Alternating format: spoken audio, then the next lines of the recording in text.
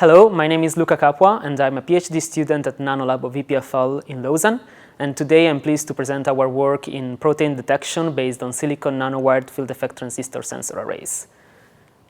Our goal is to design and fabricate a CMOS compatible platform that is able to detect proteins in interstitial fluid, and we want to exploit charge detection based on field effect transistor. To do so, we have a platform like the one sketched on the right that is functionalized with antibodies that are specific to an antigen that we want to detect. And we continuously measure the current of this platform, and when an antigen or a protein is detected, binds to the antibodies on the surface, we have a shift in the output current that is proportional to the concentration shift in solution. To do so, we should overcome the electrostatic screening in ionic liquids that is at the base of the field effect transistor detection in biofluids. In fact, we have a maximum distance at which the binding site between the antigen and the antibodies can be that is 3 times what is called the Debye length. And this Debye length depends on the ionic strength, so how many ions we have in the liquids and in the solution. Moreover, the sensor that we create must work with low volume of samples because it has to be compatible with the ISF extraction system that we will work on.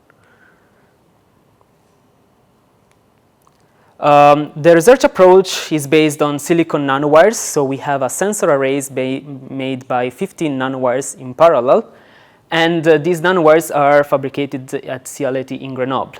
The system has a double gate structure, so we can bias the structure with a top gate and a bottom gate, and we can functionalize the sensor surface with specific antibodies thanks to a protocol that we developed in our lab. We exploit then at the end a reference subtracted measurement system to remove any drift or unspecific response from the system itself.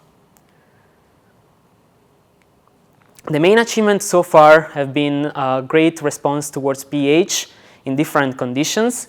We have a top gate response that has a quasi-Nernstian sensitivity of 59 millivolt per decade, and also in backgate configuration, when we fix the top gate bias and we sweep the backgate bias, we can amplify internally this sensitivity by 50 times, reaching 3 volt per pH. We also demonstrated a continuous detection of pH variation in solution, as you can see on the plot on the right.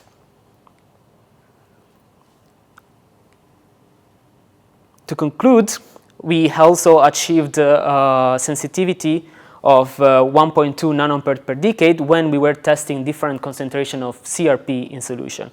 We demonstrated a great stability and a low hysteresis of the system, and a response towards CRP in different condition of bias to achieve the best trade-off between noise and sensitivity towards CRP. I thank you for your attention.